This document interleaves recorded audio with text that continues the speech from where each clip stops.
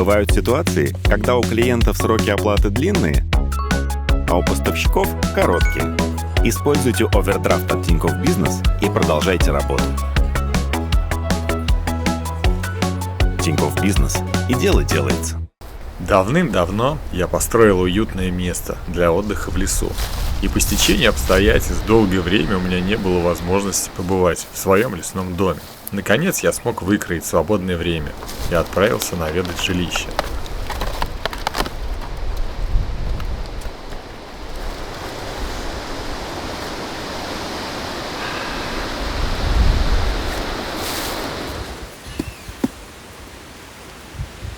Сильный ветер, ломающий деревья, в этом месте частое явление. И я надеюсь, что мой дом не завалило рядом стоящими с ним огромными 20-метровыми соснами. И свой выходной день проведу в уюте и комфорте, несмотря на непогоду.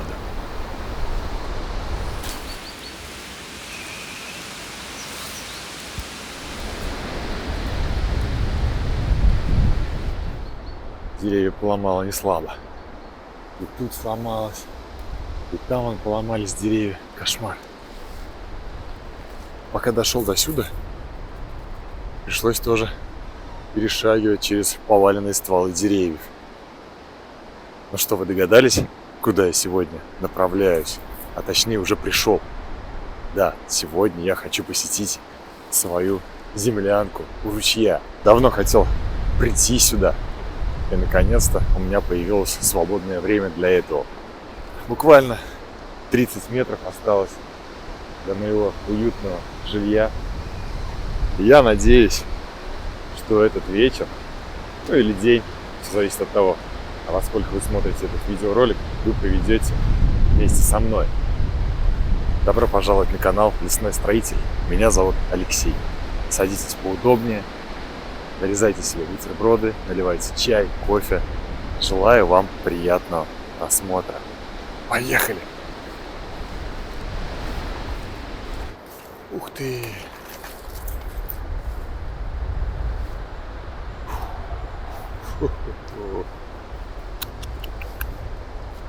Ничего себе!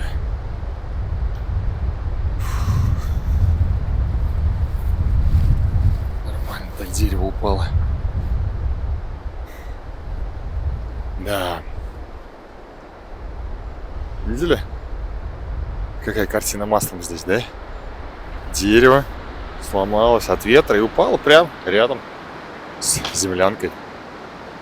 Ох, еще бы что-нибудь не упало. Сейчас только что ветка там буквально в 5 метрах о землю ударилась. Ну а так смотрю, конечно, да. Вот то еще дерево может упасть, блин. Сухое, его впору хоть спиливай, но такие деревья спиливать нельзя. И это тоже, вот оно рано или поздно когда-нибудь попадет. Придется его тоже спиливать. Но тоже нельзя. Ведь валежник — это только то, что лежит на земле. То есть вот это дерево, которое сейчас лежит на земле, это валежник. На нем нет зеленых листьев, зеленых иголок. И, в принципе, все. Его можно пилить и убирать. Чем я сегодня и займусь. Задача сегодня — это убрать это дерево от входа. Ну и навести здесь порядок. Давайте пойдем внутрь.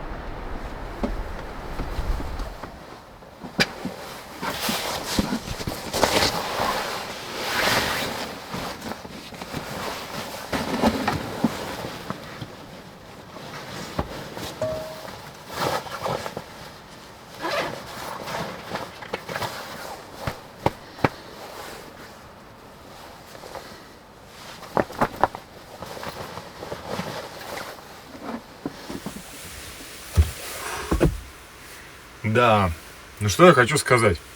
В целом все в полном порядке. И записи больше никто в тетради не оставлял. Единственное, я не понимаю, почему здесь на полу лежит мешок с раствором печным специальным. Шамотная глина, которая. То есть, может быть, кто-то здесь что-то делал с печью. Совершенно точно я вижу, что варочная поверхность, вот эта крышка, она лежит на печи. Определенно печкой кто-то пользовался. Это прям 100%. Итак, все на месте, все в порядке. Даже полочка и внутри все здесь на полках. Все лежит как положено, как нужно. Мне только, да, вот, повторюсь, таки не нравится мусор, который, наверное, сейчас я и буду убирать. Все нужно подмести. Дело в том, что здесь и мышиный помет есть в некоторых местах. Кстати, на столе вот нет, на удивление. Вот здесь вот он есть, мышиный помет, определенно, на лежаке. Ну, как вы знаете, по крайней мере, ну, кто-то знает, может быть, кто-то не знает, объясню, что мышиный помет опасен тем, что можно заболеть мышиной лихорадкой. Поэтому сейчас надену перчатки, возьму веник и все здесь подмету. Все эти каркашки мышиные выкину на улицу, после чего разложусь, затоплю печь уже. Ну, а потом пойдемте с вами будем пилить вон то дерево, которое там лежит. К вечеру вроде дождь обещали, но, наверное, не будет этого, потому что слишком такое небо чистое, солнечное, но холодно. Даже здесь, внутри, плюс 8 градусов. Не так уж и жарко. Но давайте сначала решим вопрос со светом. Дело в том, что я не стал сегодня тащить сюда ни генератор, естественно, да, тяжеленный, ни какое-либо другое устройство для обеспечения света. А взял вот такой вот очень интересный аккумулятор от компании Prometheus Energy. Дело в том, что он изготовлен по технологии AGM и не требует доливки дистиллированной воды на протяжении всего срока службы. А максимальный заряд у аккумулятора PE12092L составляет 9,2 ампер в час. Еще один момент интересный, да, вот на конце всего вот этого названия есть такая аббревиатура, буковка L, которая означает Long Life. Это значит, что срок службы данного аккумулятора составляет 12 лет, а гарантийный срок эксплуатации 2 года. Одним из главных преимуществ аккумулятора является его оптимальное соотношение цены и качества. Кроме того, такие аккумуляторы обладают надежной конструкцией и, как вы уже поняли, долгим сроком службы. Правильное использование и уход за аккумуляторами позволяет продлить срок службы и сохранить высокую эффективность работы. Приобрести аккумуляторы от Prometheus Energy можно с доставкой по всей России. А ссылку я, конечно же, оставлю в описании. Ну а мы с вами давайте попробуем подключить и здесь запитать уже в конце концов свет. Такая вот штуковина у меня была давно уже дома лежала. Ну, вот эти мамы, да, присоединил сюда контактики. Сейчас их подключаю к аккумулятору и запитаю лампочки. Лампочки 3-ваттные, диодные, на 12 вольт. Блин, я не знаю, может быть и одной хватит даже, потому что сейчас пока еще светло более-менее. Ну, вот здесь вот эту зону хотелось бы, конечно же, подсветить. Ну, а вечером, естественно, мне понадобится свет, чтобы готовить вкусную еду.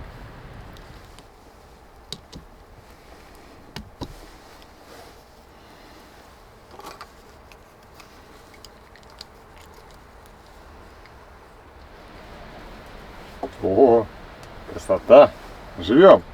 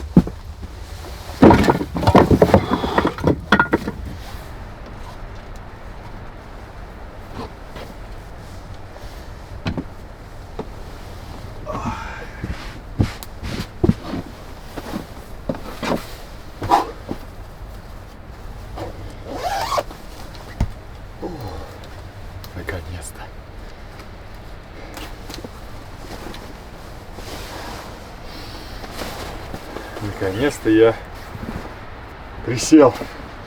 Давно я мечтал о том, чтобы прийти сюда, в это место. Потому что здесь особо работать не придется много. Все сделано.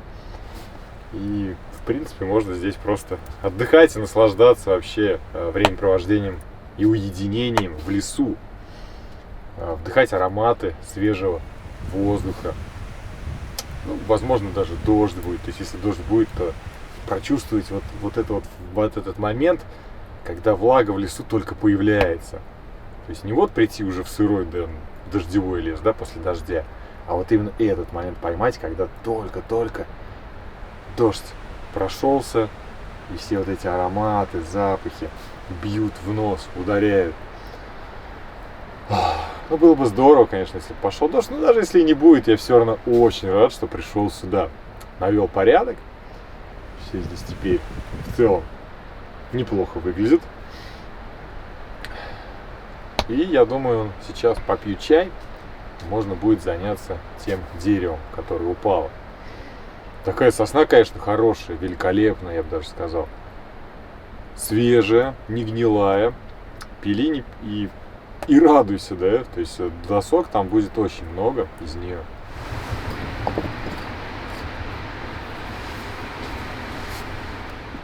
Кстати говоря, определенно здесь кто-то был.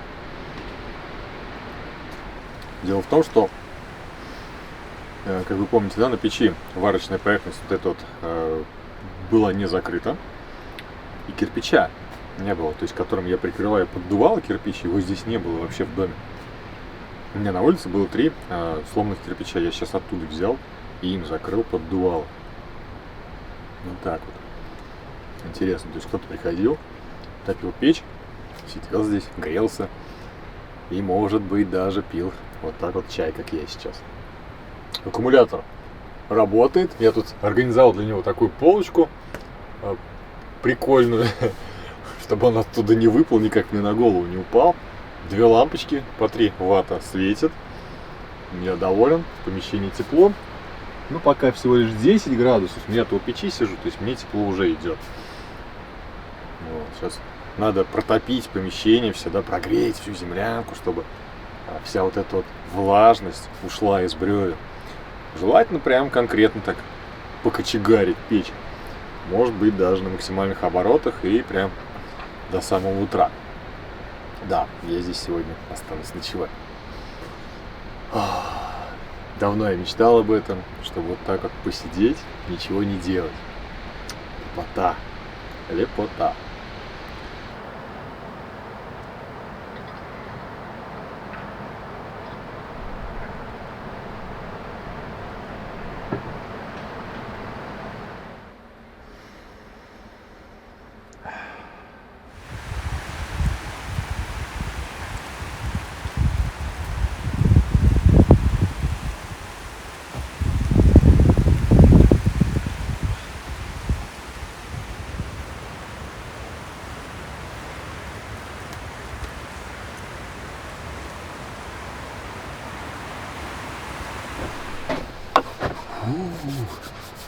Ну его нафиг. Колотун там, однако. +7. Казалось бы, но ветер просто невероятной силы. Как бы деревья падать не начали. Да. Штормит сегодня знатно.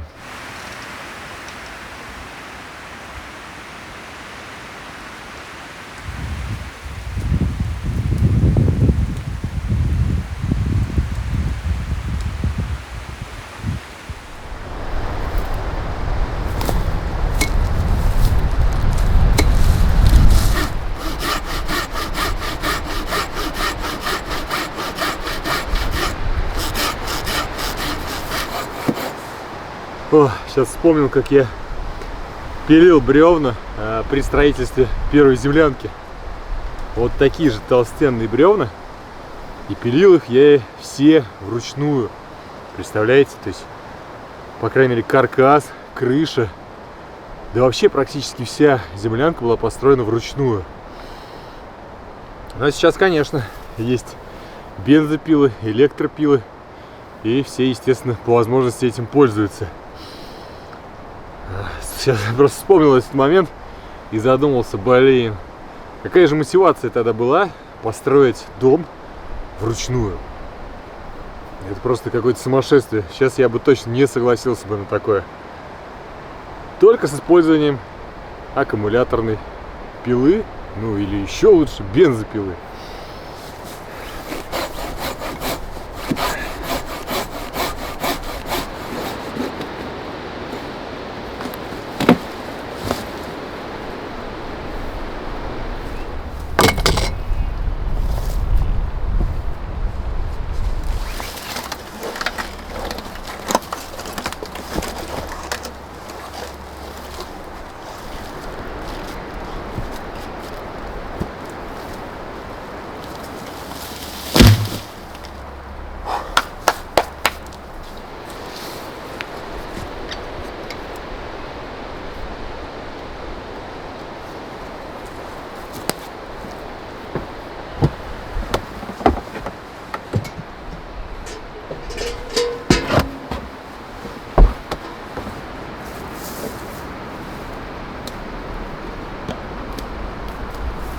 Как тут все завалило-то, а?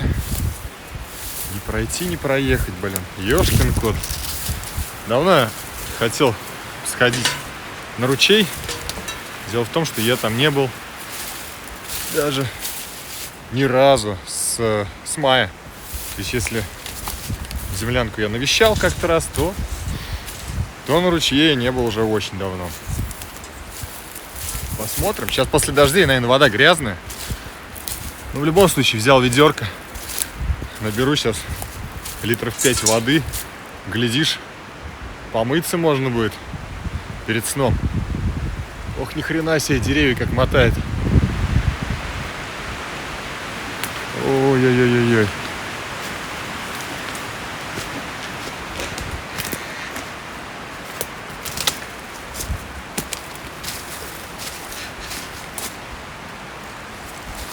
Посмотрите, как деревья привалило там.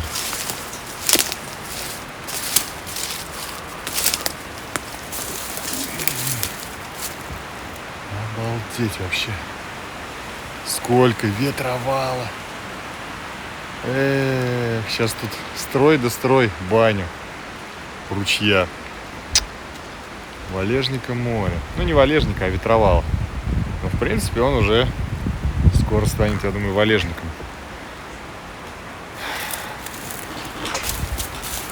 Главное, чтобы не привалило сейчас тут меня деревьями.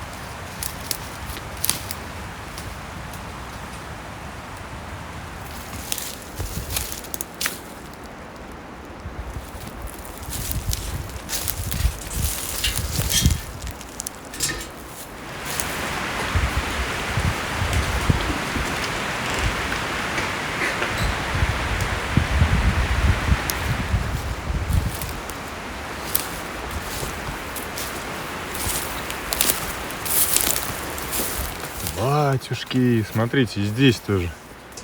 Вот дерево. Но это уже подгнившее. Вон там опять свежак. И вон, раз, два, три. Твою мать, а? Вы представляете, сколько здесь деревьев лежит? Ёшкин кот. Охренеть просто. Вон там, я не считал, но уже с десяток точно сосен высотой метров, ну, с 15 минимум. Ё-моё. Надо звать сюда Вовку с канала TheVovka.com и строить с ним баню. Охренеть. Ёшкин кот. Вот это да.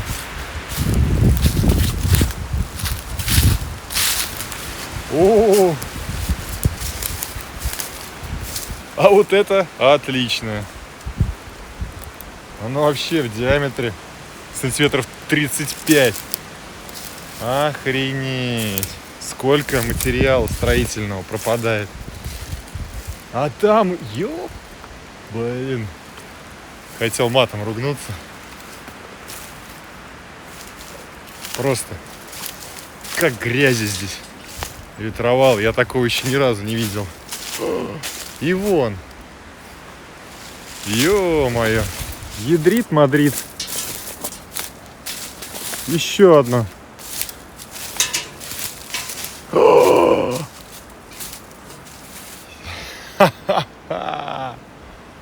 Просто какой-то, не знаю, праздник.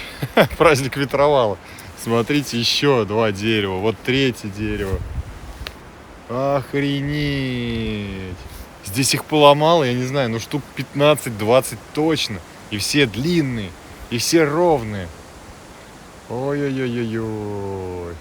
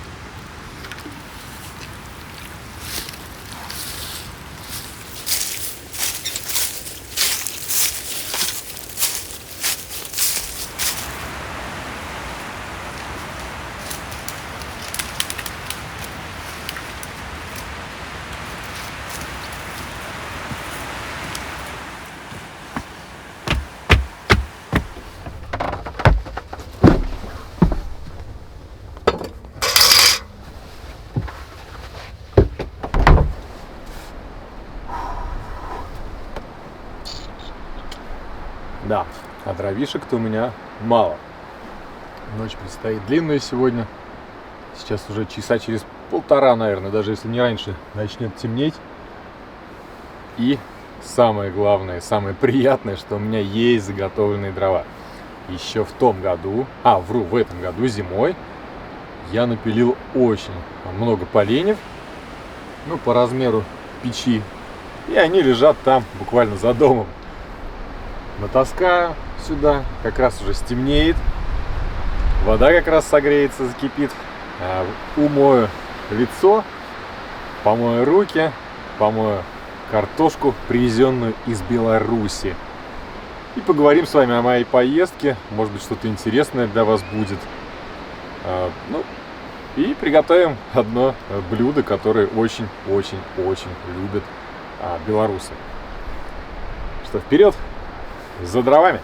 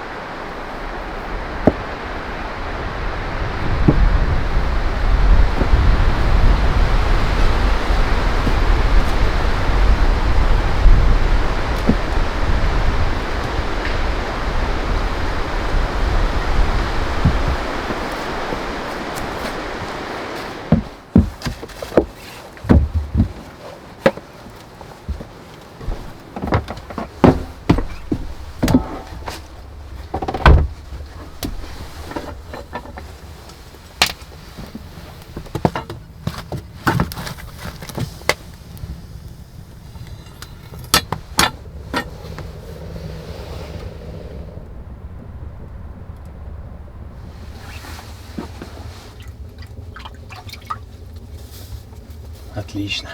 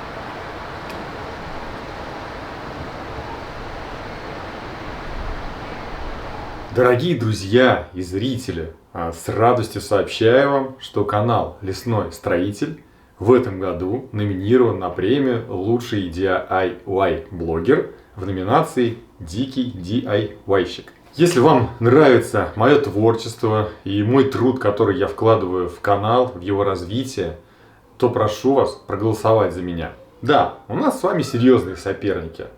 Но поверьте, если мы объединим все силы, то мы обязательно победим. Тем более, что проголосовать может каждый член вашей семьи, а также ваши друзья, что, конечно же, увеличит наши шансы на победу. Ссылку на платформу с голосованием я закреплю в комментарии под видео. И, конечно же, оставлю ее в описании. Голосуйте!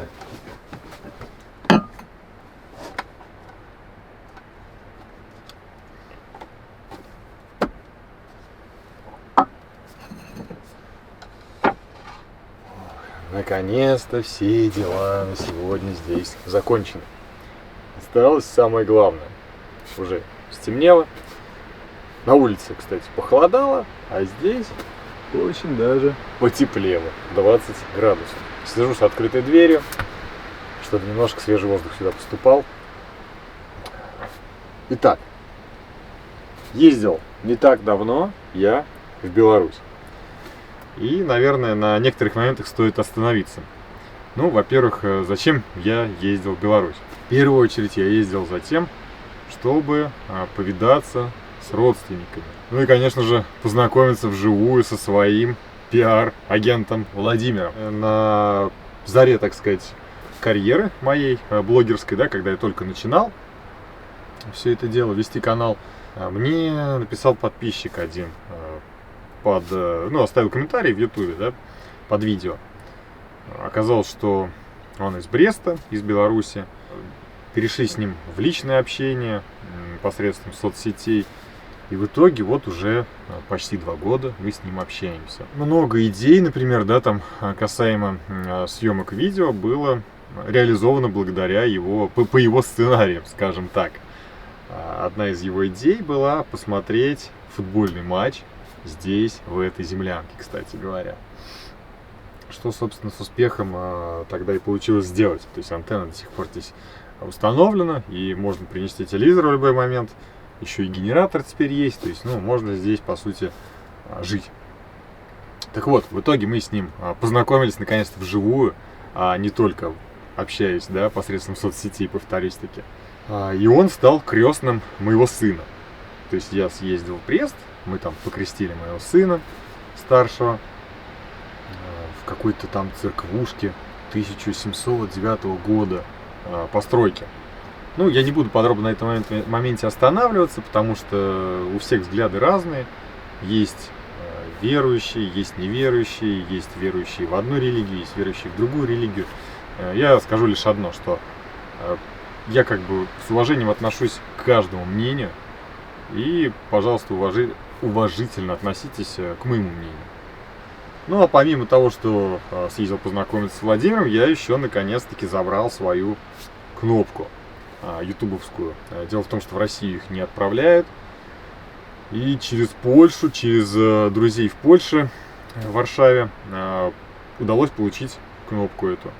То есть они там получили, отдали Владимиру, в Беларусь передали, и уже, соответственно, я забрал у него. Помимо всего прочего, там живет моя тетя. Это родная сестра моей мамы. С ней пообщались, она познакомилась с сыном с моим наконец-то. Она, кстати говоря, моя крестная. То есть тут как бы такая ситуация, да, интересная. Ну, в общем, моя крестная в Бресте живет, и теперь у моего сына крестный тоже живет в Бресте. Так символично получилось. Посещали мы Брестскую крепость, сходили, посмотрели. Очень порадовал, что до сих пор там следят за Брестской крепостью, да, то есть уважительно относятся, чтят память о погибших воинах. Ну, такое серьезное впечатление производит всегда на меня памятник, ну или стела, как «Жажда», по-моему, он называется, то есть где там солдат с каской тянется к воде. Такие прям душевные терзания всегда на меня находят, и, ну, в общем, тяжело это вспоминать даже, по сути, даже сейчас. Также, помимо Брестской крепости, посетили мы усадьбу Немчинова, если не ошибаюсь. По-моему, так она называется. Посидела там даже за столом немножко, за таким ретро-стол. В общем, классное место такое, старинное. Вот люди жили. То есть там усадьба такая, ну, несколько гектар. Выходишь на балкон, закурил свою трубку, забил ее табаком, закурил, пошел на охоту, поохотился, вечером пришел, поел что-нибудь, да, то, что там поймал на охоте, подстрелил, приготовил, отдохнул, поспал. То есть там интересные такие и доспехи представлены, именно вот как он вообще жил, то есть там кровать такая классная, ручной работы, все естественно, все из дерева, из натурального. Я вообще люблю дерево, это прям, ну, как говорится, мой фетиш. Посещали в районе Беловежской пущи заброшенную деревню одну. Полазили по ней, нашли какую-то карту старинную, еще Советского Союза, да, там в 1960 году в Минске была напечатана она, все на белорусской мове там написано. В общем, образование Руси от киевской, да, и до нынешних времен на карте проиллюстрировано. Походили, яблок там поели. Удивительный факт для меня был то, что в октябре месяце в Бресте можно найти малину. Ну, не в самом Бресте, а вот как раз на этой заброшенной деревне я малину поел. Климат совершенно другой. С утра просыпаешься, выходишь на улицу, невероятная влажность, просто какая-то сумасшедшая. Там на машине, на крыше просто практически лужа, а дождя ночью не было. То есть там влажность нереальная какая-то, я не знаю. Да, еще день рождения был у дочки Володи, то есть все так совпало, у него еще и отпуск был. То есть он меня там выгуливал немножко, по городу поводил. Еще день рождения его дочери было, тоже классно. Время провели, я в эти очки виртуальной реальности попробовал, наконец-то, в 37 лет. Уже так-то они давно появились, но что-то все никак руки не доходили до этого. Сыну, естественно, там все понравилось, тоже классно отдохнули. Ну, ездили мы вдвоем, то есть я и просто сын мой, да, без жены, потому что жена оставалась в Самаре с маленьким ребенком. Ну, младшему год и 10 месяцев сейчас. Короче говоря, поездка сыну понравилась, мне, естественно, тоже понравилось. Привез сувениры сюда домой. Хорошее настроение, много энергии, и уже успел сгонять в дом под землей. Там мы с Серегой будем готовить грандиозную серию. Ну, я надеюсь, что грандиозную. Все в порядке, кстати, там. Уже и первый снег в Самаре даже мы успели. Не в Самаре, а в области успели застать. Ну так что? Что сегодня я собираюсь приготовить? Хотел бы отдать такую дань традициям страны Беларуси, да, которую я посещал не так давно, и приготовить сегодня картофельные драники. Рецепт мне дал Владимир, который мой, грубо говоря, да, пиар-агент, так я его и буду называть, ну и крестный моего сына. Володь, привет. Буду готовить драники. Все просто.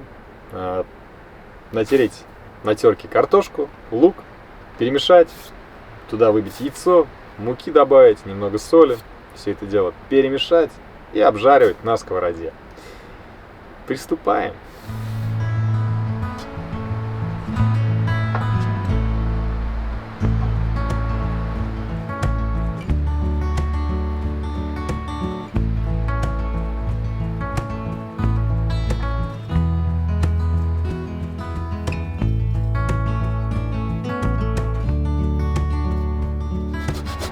Кстати, здесь нужно сделать небольшое лирическое отступление. Дело в том, что картошка привезена из Бреста, из Беларуси.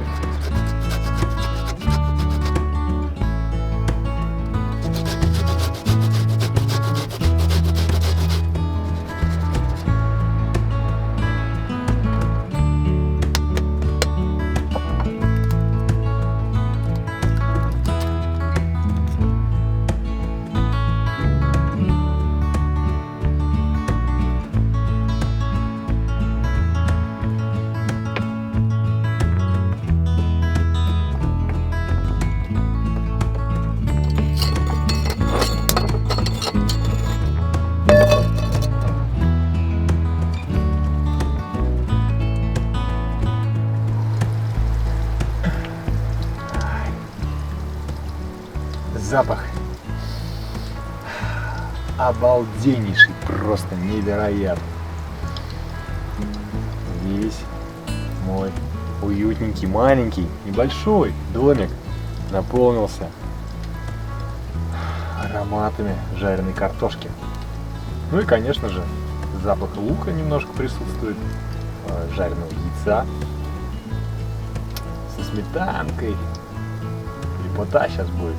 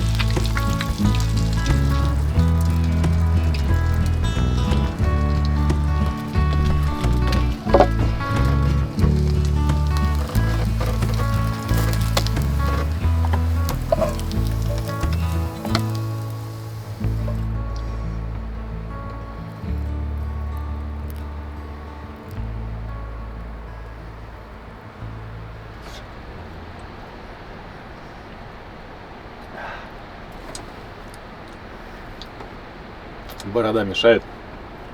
Ну что-то давно уже не брился. Решил немного поэкспериментировать. Может быть, людей борода согревает зимой. Я пока еще не выяснил этот момент. Надо дождаться зимы. Ну что могу сказать? Драники великолепные. Это просто чудо какое-то. Со сметанкой. Я давно так не кайфовал, так не балдел. Я просто не знаю даже, какие слова еще подобрать. Не получал такого удовольствия от времяпровождения в землянке. Потому что, я повторюсь-таки, все работа. А вот так, чтобы вот отдохнуть, не напрягаясь, не утруждаясь. Ну и пусть ветер там бушует и деревья ломает. Главное, что у нас здесь тепло и уютно.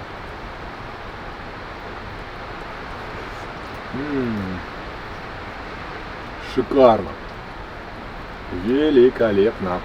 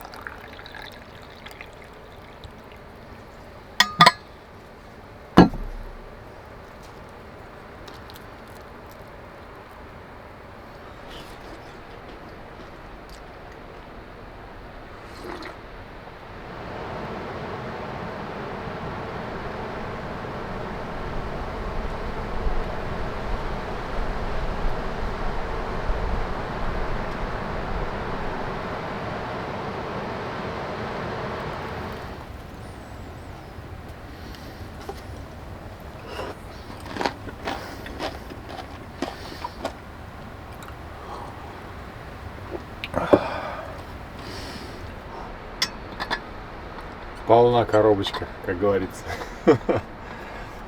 Все драники съел. Всю сметану тоже пачку уговорил.